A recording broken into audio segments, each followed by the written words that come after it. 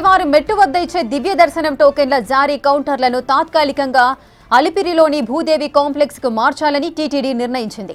ఈ మేరకు నూతన కౌంటర్లు శుక్రవారం నుంచి భూదేవి కాంప్లెక్స్ లో అందుబాటులోకి రానున్నాయి. 6వ తేదీ సాయంత్రం నుంచి టోకెన్ల జారీ ప్రక్రియ, టోకెన్ల లభ్యత మేరకు ముందు వచ్చిన వారికి ముందు ప్రాతిపదికన ప్రారంభం కానుంది. ఆధార్ కార్డు చూపించి దివ్య దర్శనం టోకెన్లు పొందవచ్చు.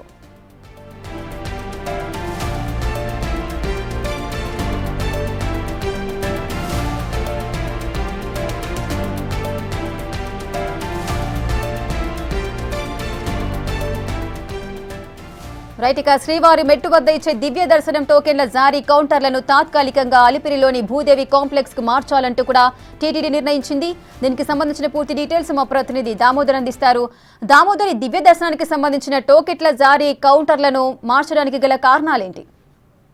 రేఖ, తిరుమల శ్రీవారి దర్శనానికి సంబంధించి శ్రీవారి మెట్టు మార్గంలో వెళ్తున్న భక్తులకు ప్రతిరోజు 3 నుంచి 4 వేల శ్రీవారి దర్శనానికి సంబంధించిన దివ్య దర్శనం టోకన్లు శ్రీవారి మెట్టు మార్గం మొదట్లో ఇచ్చేవాళ్ళు. తర్వాత 11వ మైలురాయి వద్ద మెట్టు 1200 మెట్టు వద్ద స్కాన్ చేసేవారు. అయితే ఏదైతే తెల్లవారుజామున 6 గంటలకు టోకన్స్ ఇష్యూ ప్రారంభమయ్యే సందర్భంగా టికెట్స్ దొరకని ఏదైతే తిరుమల శ్రీవారి దర్శనానికి డైరెక్ట్ గా నడక మార్గంలో టికెట్స్ దొరుకుతాయి, మీరు అటు రండి అంటూ తిరుపతి ఆర్టీసీ బస్ స్టాండ్ లోను, అదేవిధంగా రైల్వే స్టేషన్ నుంచి, దీంతో పాటు అలిపిరిలోని భూదేవి కాంప్లెక్స్ నుంచి ఉన్న భక్తులను పెద్ద ఎత్తున ఆటోల వారు తరలించడం, ఒక్కొక్కరి దగ్గర నుంచి వేలాది రూపాయలు వసూలు చేస్తున్న వ్యవహారంతో పాటు అటు ప్రైవేటు వాహనాల్లో, సొంత వాహనాల్లో వచ్చేవారిని, బస్సుల్లో వచ్చేవారిని అడ్డగించి ఒక మాఫియా లాగా దందా నడిపేవారు. సుమారు 50 ఆటోల వారు ఈ విధమైన దందాకు పాల్పడ్డాము కాక కొంతమంది టీటీడీలోని సెక్యూరిటీ సిబ్బంది కూడా ఈ విధంగా వ్యవహరించారు. ఈ విషయాన్ని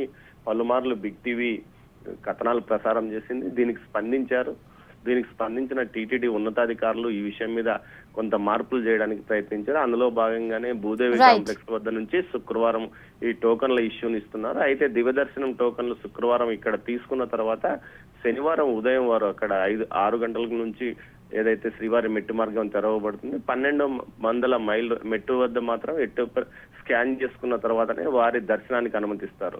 అయితే ఇది కొంతకాలం ఇక్కడ ఉంటుందా, పూర్తి స్థాయిలో ఉంటుందా అన్న విషయాన్ని టీటీడీ వచ్చే పాలక మండలి సమావేశం తేలుస్తారు. ముఖ్యంగా అలిపిరి నడక మార్గంలో కూడా కొన్ని టోకన్స్ ఇష్యూ చేయడానికి అధికారులు ప్రయత్నిస్తున్న నేపథ్యంలో పాలకవర్గం ఎలాంటి తీర్మానం చేస్తే దాన్ని అమలు చేస్తామని అధికారులు అంటున్నారు. రేఖ, రైట్, థాంక్యూ దామోదర్.